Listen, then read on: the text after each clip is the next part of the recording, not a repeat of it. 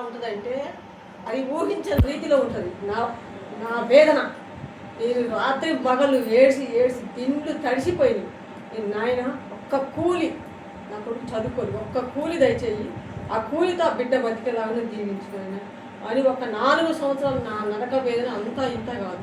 అలా ఏడ్చి ఏడ్చి ఏడ్చి 3 సంవత్సరాలు మళ్ళీ తర్వాత ఈ 10 నెలల తర్వాత 3 నెలలు కూడా నాకు తెలియదు. బాబు పోతుండు ఎక్కడికి పోతుండు. ఆయన ధైర్యం చాలా ధైర్యం.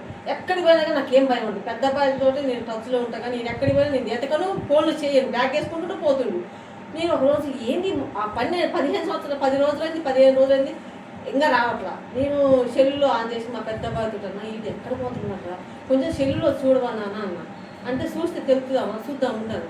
వాటర్ దాటిపోయింది, ఎక్కడ పోయింది వాటర్ దాటి అని ఇంకా నిమ్మలంగా సరే లేదు. నాకు ముందు కూడా వస్తుంది ఏం చేయాలో అసలు అయోమయ స్థితిలో ఉన్నా నేను. ఇంటికి వచ్చాను. ఇంటికి వచ్చినాక అబ్బాయి అన్నాడు చెల్లెలకు ఎక్కడికి పోయారు అని ఆయన అడిగిన క్వశ్చన్ అయ్యింది. నేను అసలు ఎక్కడ పోయినాను అంటే నేను ట్రైన్ పోయింది. ఎక్కడ ముత్తకి పోయారా ఇంకెక్కడికి పోయి ముత్తకి పోరా కేరళ పోరా అన్నయ్య ట్రైన్లో దిగాడమ్మా అని. నాయన నేను కూలి అని అడిగిన నీ కూలి ఇప్పించింది కానీ నాయన అని అప్పుడు కూలి అడిగాను. నీ సేవ ఇప్పించిన నాయన నీ కూలి ఇప్పించను అని.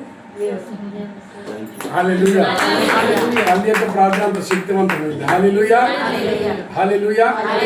గొప్ప దేవుడు మన దేవుడు కాబట్టి దేవుడు మన తల్లి ప్రార్థన చాలా కూర్చోండి. తల్లి